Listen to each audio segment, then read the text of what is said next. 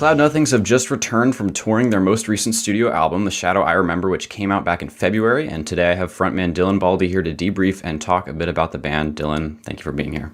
Yeah, thank you for having me. Of course. So you've been traveling pretty consistently for like a month. Is that right? Yeah, the tour is about a month long. Okay. Yeah, something like that. Was there anything in particular that felt different this time around after wrapping it up? Yeah, there was COVID. Right. Not among us, luckily. Yeah, none good. of us ended up having it, which is great. Very good. That's the big worry for everybody at this point, trying to tour just in the world. But yeah, no, other than that, the shows all kind of felt the same. Crowds are still excited. We're still having a good time. So like the whole, on the grand scheme of things, everything was the same, and the whole last 2 years prepped me for the weird parts, Yeah. So it wasn't that different. Yeah. That's good. From what I understand, you all felt kind of burned out and exhausted after touring The Last Building Burning a few years ago. So after such a long break from playing live, I'm kind of curious to know where your head's at now after this recent one. Yeah, it's kind of, I don't know, for us, we always try to do something to keep it slightly more interesting each time we tour. Cause like a lot of our songs tend to have parts that we can, improvise, I guess, for lack of a better word. There's Definitely. lots of long kind of jammy sections and stuff. And we'll have people from the bands we're touring with come and play with us. And we started doing that a lot more on this tour, actually. And we had these two horn players from a band called Morning of Black Star that we just finished the tour with. They would come and play on some like the longer weird songs. And so we do stuff like that now, I feel like, or at least on these last couple tours we did for this record. Having that kind of thing going on a little more frequently kind of brought it. It's nice to have like a guest, basically. Yeah. It keeps you from getting burned out, basically, and being like, oh, it's these three guys I'm in the band with for 10 years. I know what they're gonna do. Yeah. I know how they play. So it's nice to throw in an extra little voice in there. Yeah. That sounds really fun. It's definitely something kind of different for the audience too. Kind of a change of things. I've been to a lot of concerts lately, and not any recently that I can remember where the headliners have done that. I think that's really cool. Yeah, I think it's just fun to play with other people, and like we're on the road together, so why not? Yeah, definitely. I actually got to see you guys up in Philly back in late August. I think that was toward the end of that short first leg, if you can call it that. That's where I am right now, actually. That's where I live. Cool. So not far. What do you know? Comparing kind of the two pieces of that tour, was there any one that you liked better? Because I think that first run was only like 10 days or something like that. That was pretty short, yeah. And this, the most recent one was long. And it started, we played on a cruise at the begining of it. Oh, wow. Which was like, just like there's not much to do on a cruise other than like drink all day, basically. So it was just a pretty wild way to start the tour. Yeah. It was kind of exhausting right off the bat. And it kind of, that exhaustion might have carried through for a little while, right? For the normal shows. So I think the first little run, that was kind of exciting, I guess, to do. Like first thing after COVID, first thing after people are allowed to tour again. I kind of liked that little run a little more just because it was shorter. By the end of this one, I was pretty tired. I was ready to go home. Yeah. But that's cool. You saw us in Philly. I feel like the audience in Philly is always like a little like mad at us or something. It's really strange. Yeah. There's certain cities that are like that, where like no matter what we do, like we'll finish a song, like even like songs that I know people like, like are like hits or whatever. We'll finish them and it'll be like nobody knows the song. It'll just be like, it'll feel so weird. And that show kind of felt like that. It's funny you were at that one. Yeah, I was actually gonna say that was I didn't want to say, but it was kind of a weird vibe that I got from that show. I just remember coming back from it, and because usually I go to shows around DC, and I just made the drive up because I wanted to see Cloud Nothings, and the people would ask me how it was, and I was like, yeah, it was a little odd, but it was a good show. But yeah, it's kind of a weird vibe from the crowd. Yeah, no, that's the thing. Like, yeah, we always like play okay. We're not like a bad band. And that's why it's always confusing to me, just the way different cities, I guess, and people react to the same show. Essentially, we're not doing things drastically different from place to place. And we'll play something in like where were we? The night before that, we were probably in like Columbus or something. And the shows, the people were like happy, kind of just like normal. Yeah. Yeah. And the crowd in Philly is really antagonistic for some reason. I don't understand why. Yeah, I guess Philly's just that way. I've been to a few shows up there, but yeah, it's always the same. Other than that, was there a most memorable or favorite experience of this last tour? Yeah. Ooh, what's the best experience? Well, what was great, that I wasn't really prepared for being great, was we played in Kansas City, Missouri. And that is like a legendary jazz town, and I really like jazz. And there's a bar there called the Green Lady Lounge, that we went to after our show. And there was this like incredible, it's like a real, old style, like jazz bar. It's been around forever.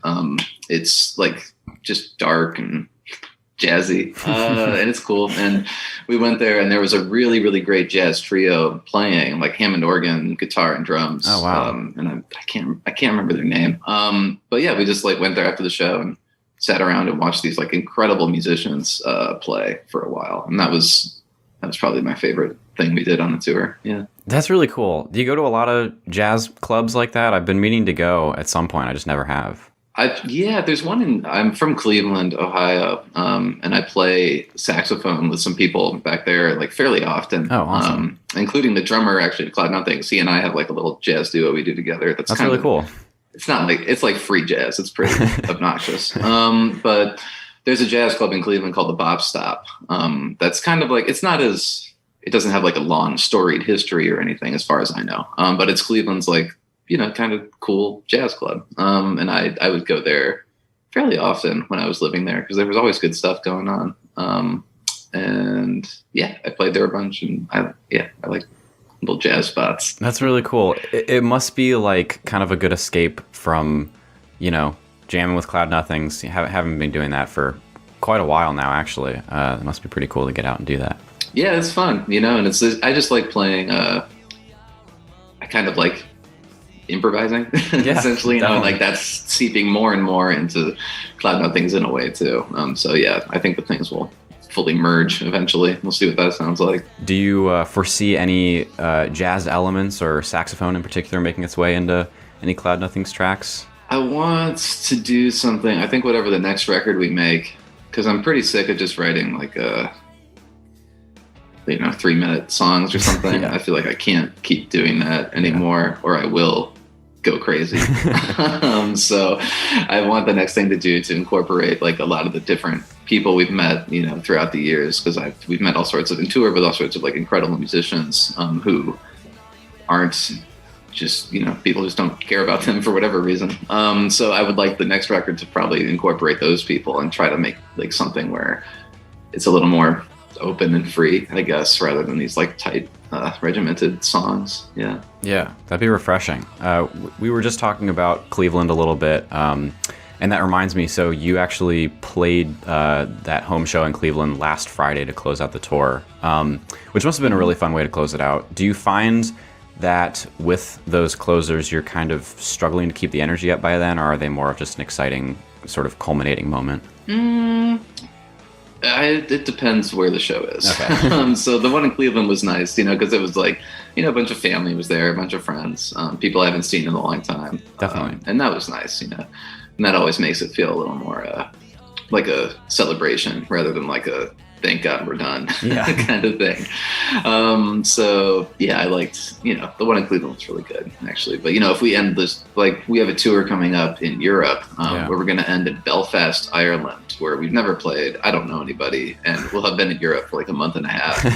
I have a feeling that one might be a little bit like, can we just get this over with? Yeah. But yeah, the Cleveland one was nice. Are you nervous about that Europe tour at all, just with the pandemic still being so uncertain? Yeah, because it'd be one thing if we had someone in the band had gotten COVID on this tour. It's a little easier to be like, let's get home, let's get away from this, and like end it, and figure things out from there. When you're in Europe, I don't know what the protocol is over there. So we'll, fingers crossed, everything goes okay. Yeah. And speaking of the pandemic too, it hit just a few weeks after you wrapped up recording this most recent album, right? So that would have delayed its initial release date, I think, for like a year before it finally came out. So having just come off a long tour playing the album, are there specific areas you can point to where your writing style or sound as a band has changed or maybe developed in the course of that year? Well, we're playing pretty faithful versions of those songs, I feel like. But we did, throughout the whole pandemic, our drummer, Jason, and me, were through email, because he lives in Cleveland and I live in Philly, but we would email each other stuff back and forth, and we put out like 12 EPs over the whole time. Among other things, we put out a couple records. We did a lot, actually, a lot of just like internet recording, essentially. And it was, I don't know, it almost felt like the older way of doing things that I used to do, where that was like how I would make songs, basically. I would write some stuff and just like hang out with Jason, and we'd just play together for a little while, and that would be the song, rather than having anyone else involved. So it almost was like a little throwback to an earlier time. And I feel like I saw a lot of people kind of saying like, oh, I felt like I was back in high school, in the pandemic or whatever, because there's nothing to do. You're stuck at home. All you do is like, all I did basically was, I had a weird job actually for a little bit. But other than that, I would just like kind of listen to music all day, or like do things that were just sort of like the way I did things when I was 18 or something. So I think even the writing style kind of reverted back to that sort of process for a little bit.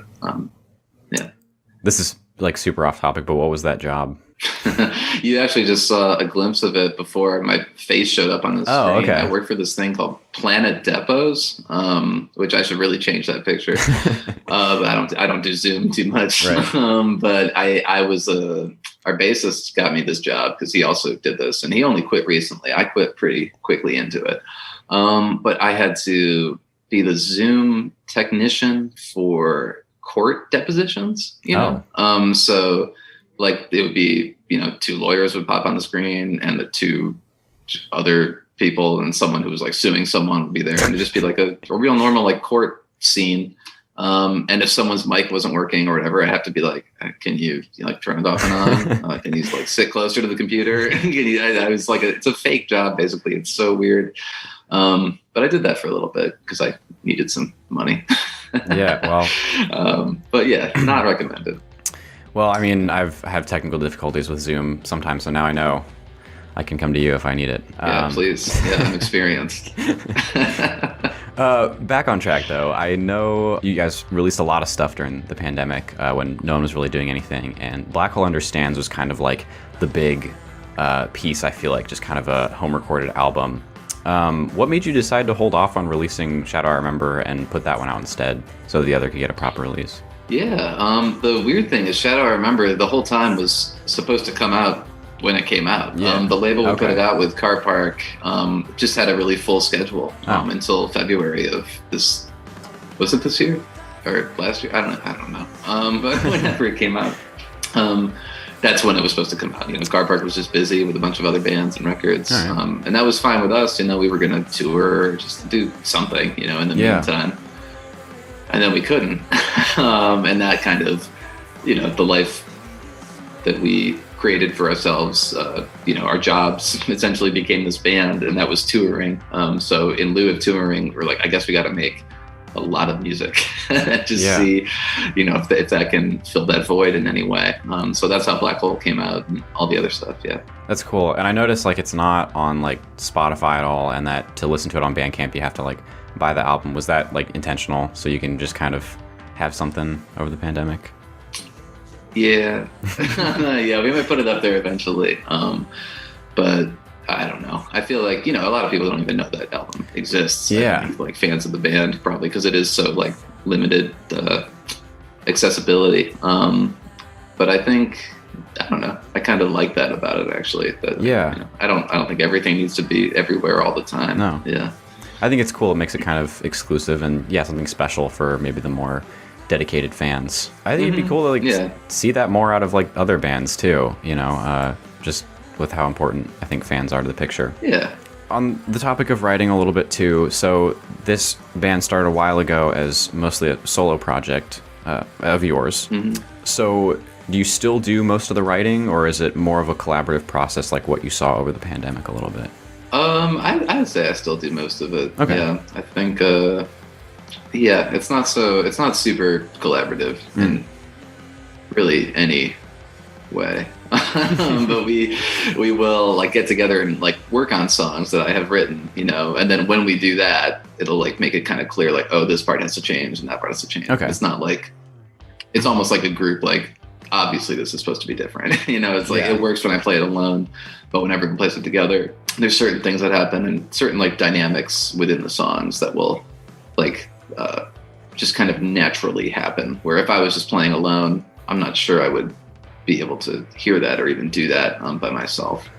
So that's where the collaborative part is, I guess. Yeah, just kind of changing like the tone of things, more or less. Yeah. Okay.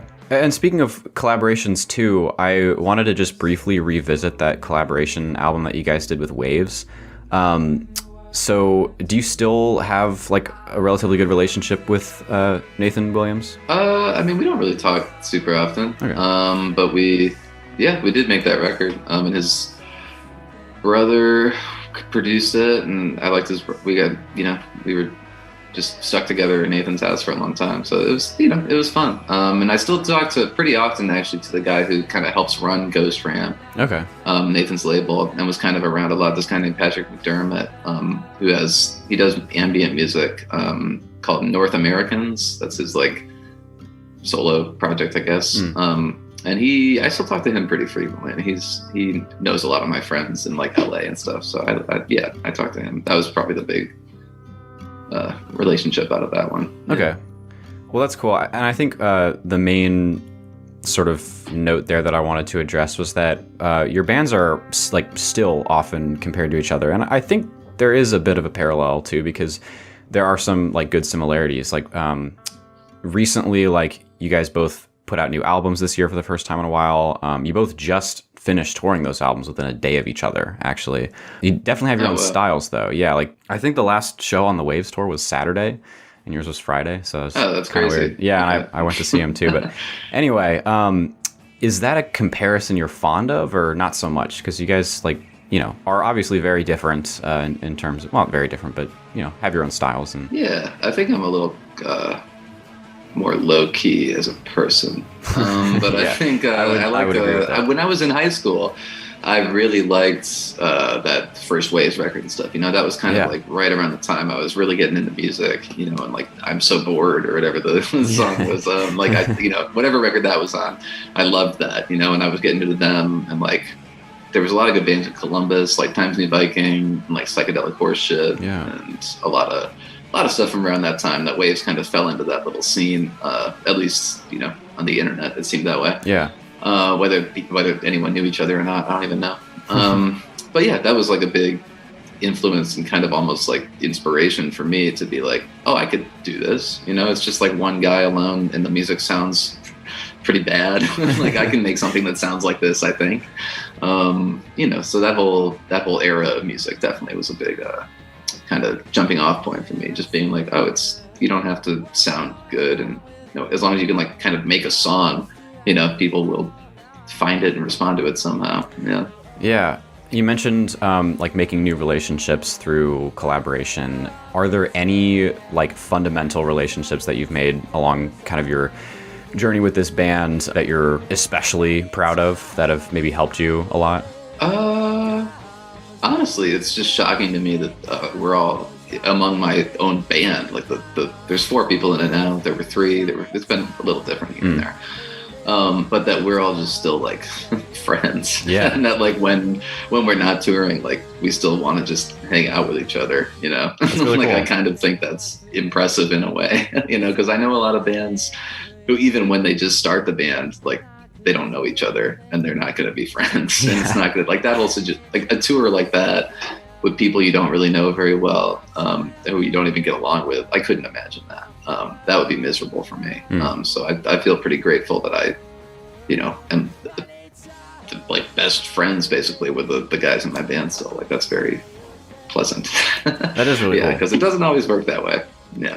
Yeah, and I think too that even though that most of the writing comes from you, the chemistry is audible, you know, and it has like, that's kind of the staying power of a strong group. And I was reading about the most recent album when it came out, and I read an article, it might have been an interview that you did with Paste Magazine, And they actually called Cloud Nothings, just quoting here, the most reliable meat and potatoes rock group since Spoon, which I thought was kind of a interesting comparison to make. So what does that mean to you? And do you agree with that? Well, if it were true, we would be as big as Spoon, and I would have more money. But yeah, no, I think that's a nice thing to say. And we are pretty, it's very basic building blocks that create this band. It's just guitars, bass, and drums, and very rarely is there another sound on the records. And that is almost on purpose, or at least it was at first. And then it kind of just became like, well, I guess that's just what we do, trying to find new ways to organize these, very basic elements that people have been using for, I don't even know how long, like 60 years or whatever. And just trying to keep that same original inspiration, but moving in different directions with it from record to record, rather than repeating exactly the same thing. Meat and potatoes. I don't know. I don't eat meat, I guess. Yeah. So I'm not sure what I think about that actually. Yeah. So it's valid. It's valid. Yeah. And something too that they're probably getting at there is that Cloud Nothings is now a pretty seasoned touring and recording entity. So with that is there anything that immediately comes to mind in terms of lessons learned over the course of your time as a band?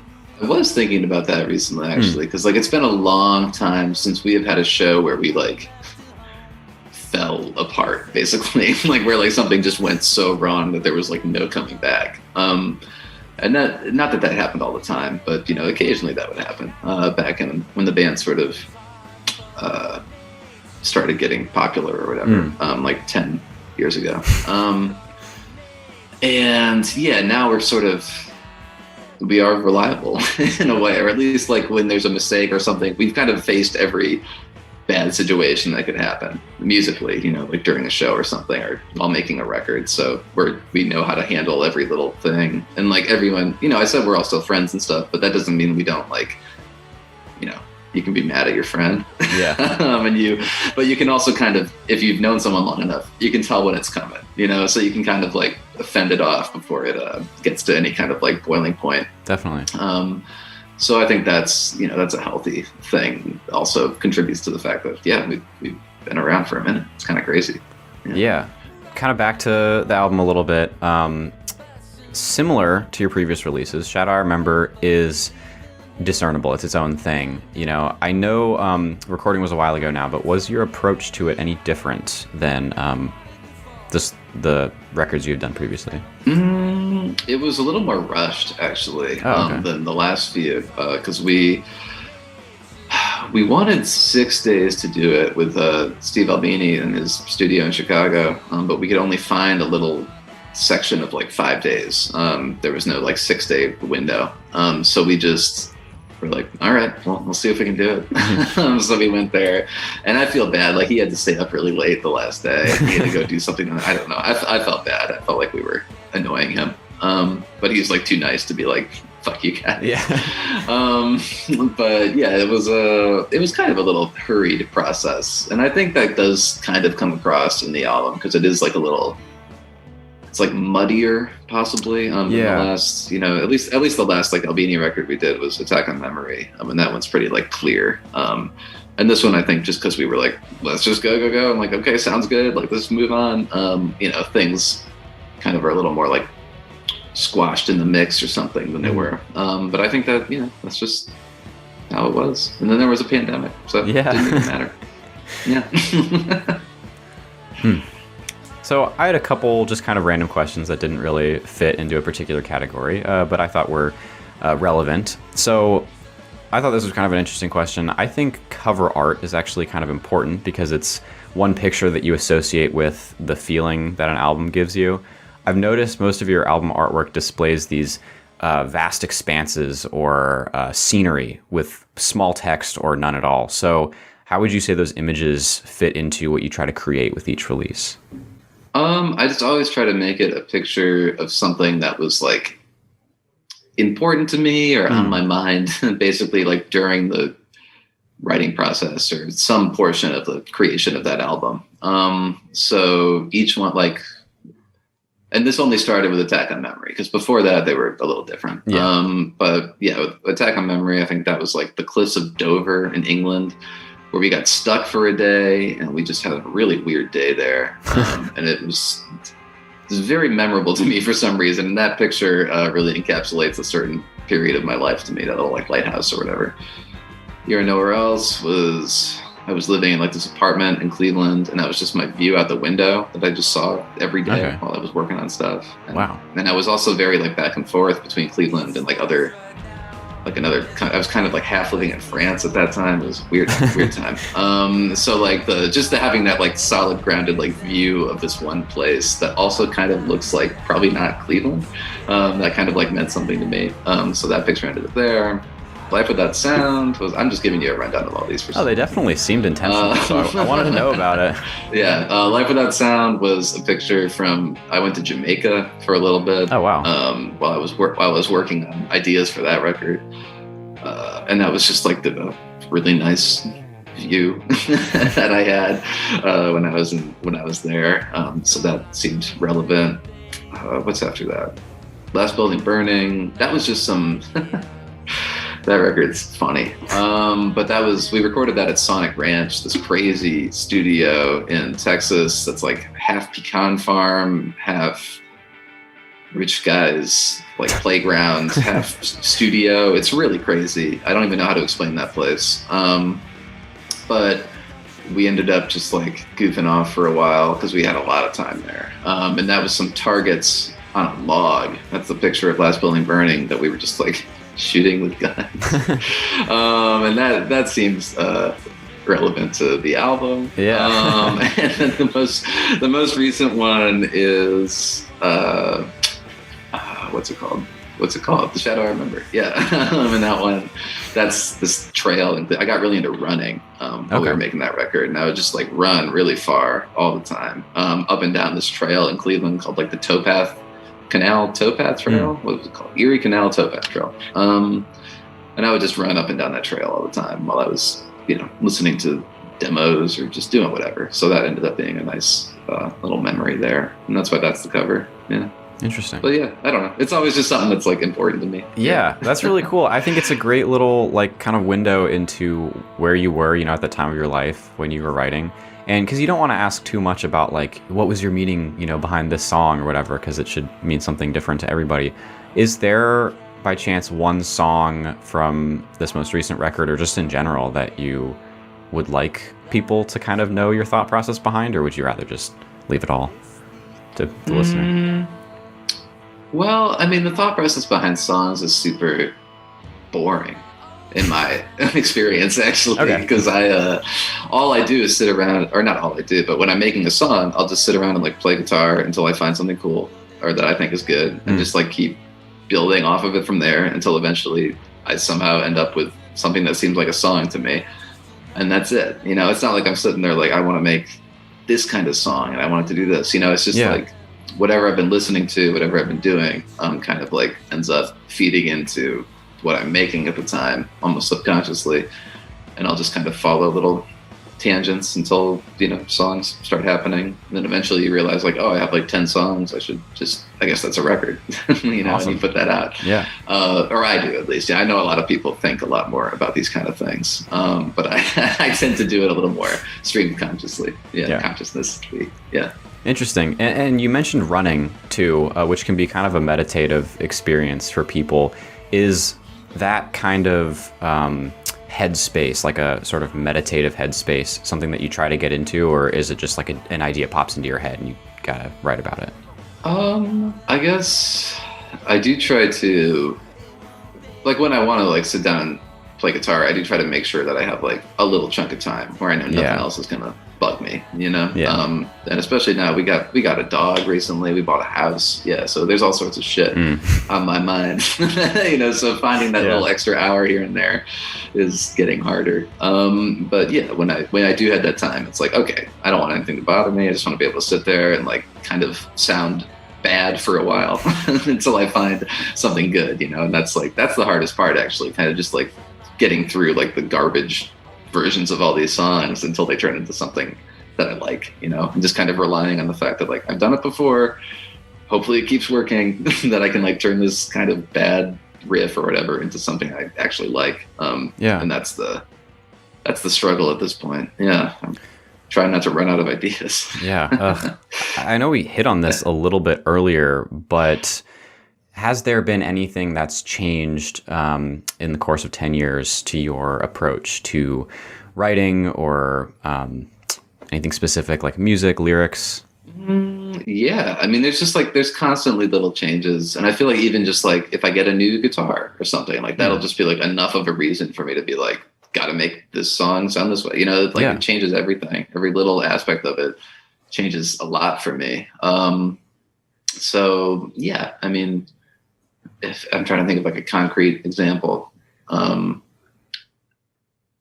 think I used to, this is something that has changed like back and forth throughout the whole time, is I used to just sit down and try to write like a whole song all the way through. And I would do that. And then eventually it turned to the point where I would like sit down and just try to make one little section of something and be like happy with that. And then like keep making little sections and then combine all those later until that was like one song. Then I would get sick of that and be like, no, kind of just make it all, you know, so that like that kind of little thing keeps changing here and there, or just finding new ways to, you know, structure things or organize things. Yeah. Cause I feel like the one thing I don't really want to do is like repeat a song structure. I think about that more than the actual like melodies or something sometimes. Cause it's, that to me is that's just something I like about our band. I guess that the songs are structured in ways that are kind of surprising sometimes. And I just want to be able to keep having that little surprise element. And that's not something you can like work for. You almost have to like forget what you're doing for a second and then be like, oh, actually this is kind of good. Yeah. Like I like this weird little thing I did that was a mistake. You know, and just kind of following that thread. So yeah.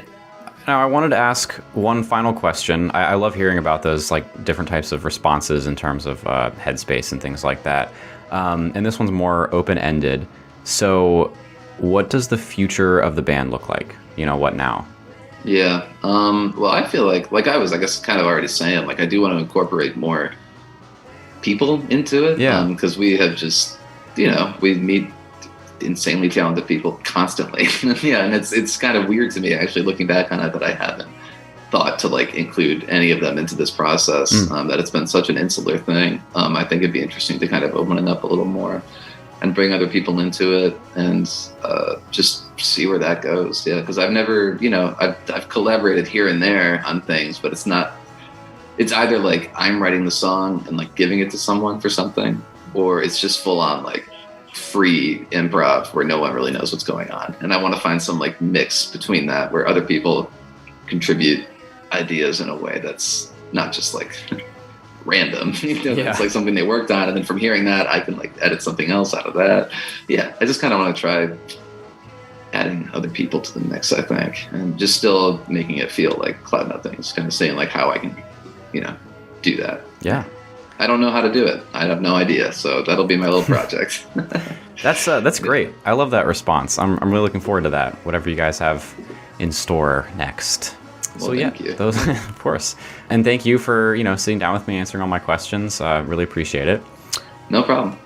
Listen to Cloud Nothing's new album, The Shadow I Remember, if you haven't already. And if you're in the US and you missed them on this tour, maybe you'll see them with Pup in April. But if not, don't worry, because they will definitely be out again in no time at all. Dylan, thanks again. It's really good talking to you. Yeah, thank you. Nice to talk to you.